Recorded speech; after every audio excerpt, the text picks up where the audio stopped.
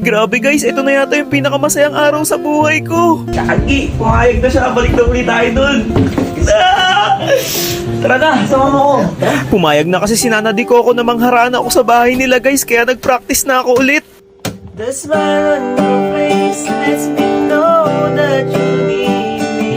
Pagtapos nun, dumiretso na kaagad kami sa bahay nila para haranahin siya.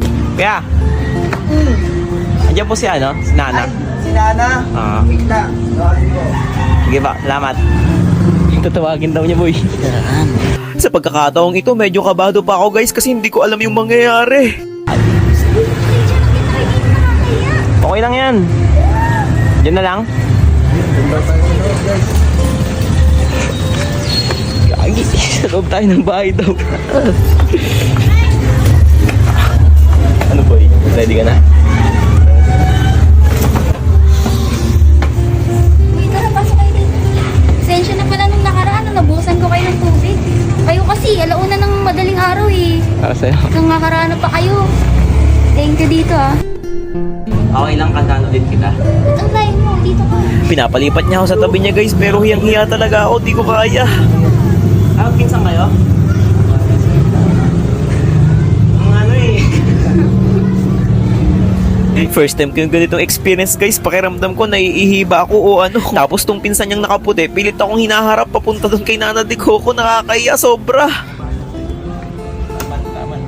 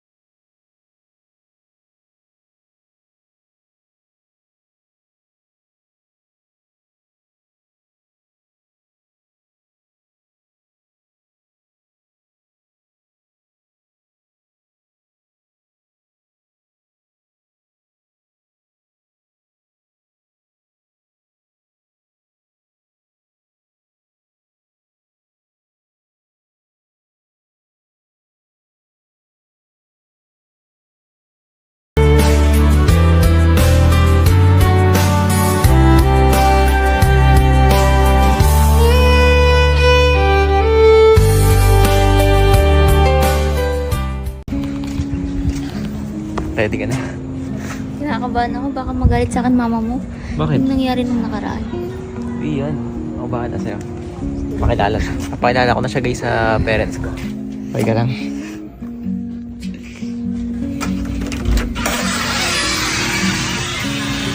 Oh! Ma, si May. Ay! Kayo pala! Kayo pala! Tuloy! Tuloy kayo! Ay, nako! Diyos, May, ang tagal nang hindi dumalaw si May. Ngayon lang siya, si Nana Di Coco. Kumusta? Okay lang po. Sige, kumain na ba kayo? Kumain na kami. Sige. Kumain na kayo? Kumain na. Tama. Sinurpresa niya naman kami. Usapot tayo. Nag-anohan kami na nun. Nag-text kami eh. Kumusta na? Okay naman po. Ganun ba? Ano ba yan? Ano ba yung totoo ba yun? Nalulungkot kami doon sa nangyari doon sa inyo ni Juana Fly. Totoo ba yan? Hindi pa yung totoo. Uy, naginanakit kami doon na. Akala ko totoo na. Grabe. Ano ba yan? Nana Di Coco. Pero natutuwa ko andito ka na. Thank you po. Ayan. Magtapat nga kayong dalawa. Ikaw naman, Jack. Ano? Paano ba? Anong paano? Anong pakiramdam mo ngayon? Eh, masaya. Kayo na ba talaga? Ha? Kayo na ba talaga? Magtapat nga kayong dalawa. Kayo na ba? Siya na lang po tanongin. Gabi na. Sigurado na ba yan? Kayo na ba talaga? Gabi na nga. Totoong totoo.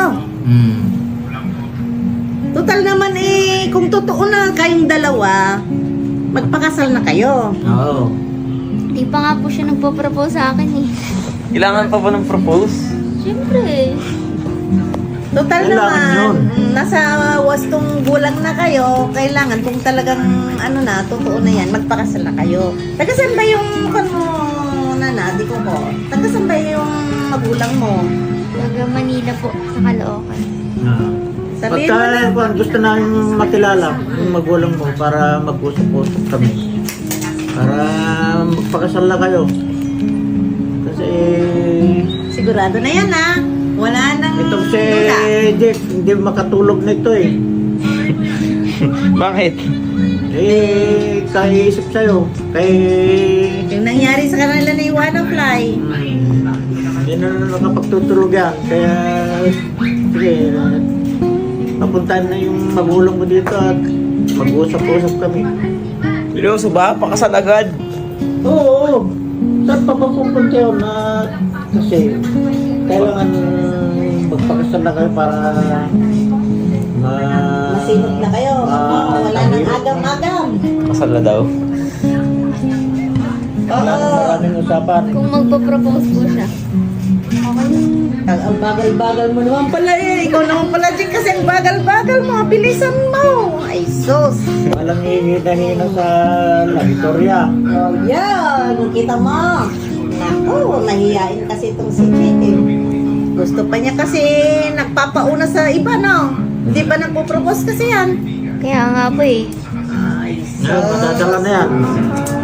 Okay. Sige na, magpakasal na kayo kung talagang totoo na yan. Kasal na daw.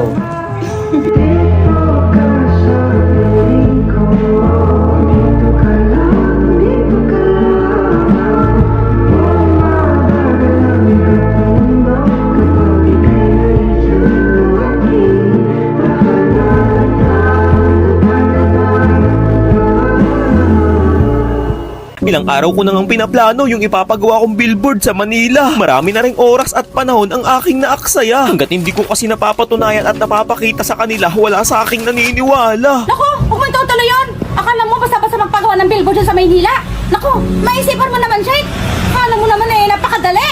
Naku, oo nga, mahirap magpagawa ng billboard doon! Naku, Shake, parang may stress pa ako dyan. Buntis pa naman ako. Hindi nga talaga biro magpagawa ng billboard. Baka marami pang mambas sa'yo ka ako.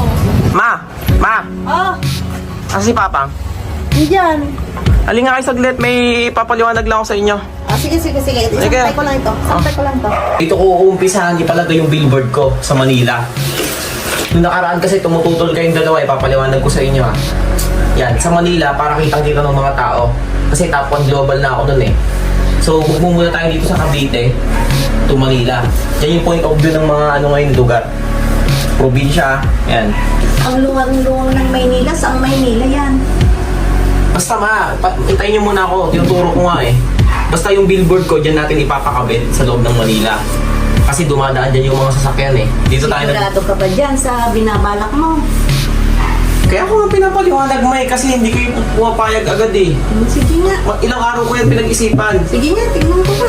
Ang iniisip ko ngayon kung magkano ang halaga ang pa-billboard. Pero sigurado na yan, sure yan. Kaya nga lang sigurado talaga. Sigurado ka talaga yung ginagawa mo yan. Baka mapapahiya tayo.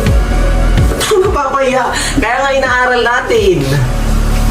Ano pa, ikaw? Ano sabi mo? Planuhin mo mabuti para hindi tayo mapalpa. Basta maganda yung pagkakatayo niyan. Malaking poste, tapos malaking billboard. Ang alam ko dyan, may talagang malaking contact ka dyan para ilagay yung billboard mo dyan. Hindi basta-basta maglagay. Oo. Tsaka yung gagawa. Hindi naman, Maraming proseso dyan. hindi na gagawin yon. Contract lang yon. Kasi nga, yung tarpaulin, sa akin mong gagaling yon. Kumbaga parang, eto na nga eh. Tapos yung magtatayo. Yun, ano rin yun, ako na bahala dun. Sige.